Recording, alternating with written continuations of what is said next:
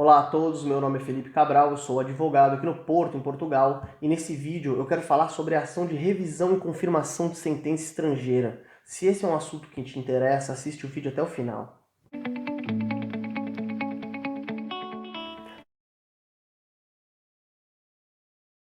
A ação de revisão e confirmação de sentença estrangeira está disposta no artigo 978 do Código de Processo Civil Português.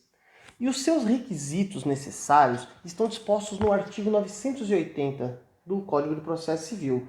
E são que não haja dúvidas sobre a autenticidade do documento, da cópia que será apresentada dessa sentença, ou seja, por isso que existe o Instituto do Apostilamento de Haia, que já tenha sido transitado em julgado, ou seja, que já não caiba mais recursos.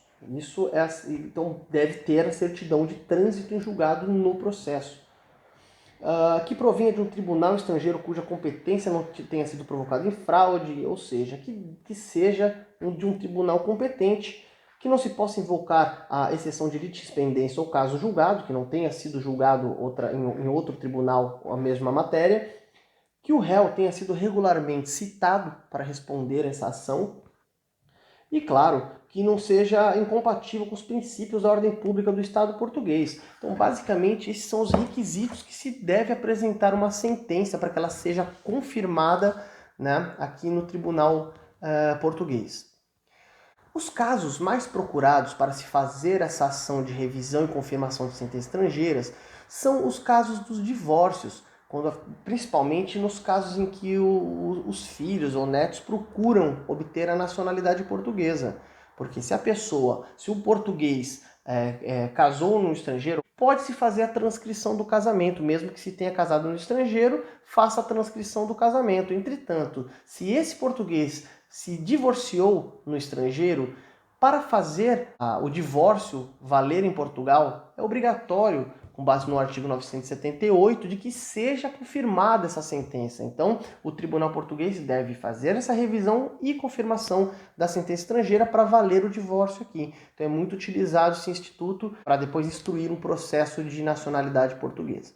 Também é procurado para casos de menores, com relação à guarda ou com relação ao cumprimento de prestação de alimentos, enfim, diversos outros tipos de sentença e outros casos. Quando você já tem essa cópia da sentença, que na verdade não é só a sentença, em si uma carta de sentença, é a cópia das principais partes do processo, que seria a sentença, a certidão de trânsito em julgado, a comprovação de que o réu foi devidamente citado. Então isso é apresentado ao Tribunal Português. E qual é o tribunal competente? É o Tribunal da Relação. Basicamente, o Tribunal da Relação ele é um tribunal de segunda instância, ele é um tribunal recursal. Entretanto, ele é o tribunal competente para analisar esse tipo de ação.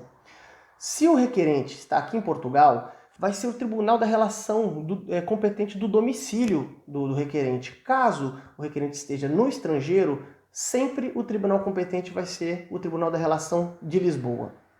O custo, a taxa de justiça que deve se pagar, as custas do processo que deve se pagar imediatamente, são 612 euros. Entretanto, paga-se somente metade dessa taxa. São 306 euros para se ingressar com o processo. Caso o processo seja consensual, ou seja, como é uma ação que é obrigatoriamente apresentada por um advogado, se na procuração tiver assinatura das duas pessoas, no caso, por exemplo, de divórcio, se ambos os cônjuges ou ex-cônjuges assinam a procuração, isso é consensual. Já exime o tribunal de precisar fazer uma carta rogatória ao estrangeiro para tentar a citação. Então fica pela metade da taxa, só ficam esses 306 euros. Caso exista uma necessidade de fazer uma citação por carta rogatória e essa outra parte apresenta oposição, aí sim depois vai ser devido o pagamento da outra metade da taxa. Então sempre que é consensual é mais barato e mais rápido. Normalmente levam em média de 3, 4 meses, até às vezes casos que conseguem um pouco antes, mas é mais ou menos essa média quando se é consensual, para se já obter essa confirmação da sentença.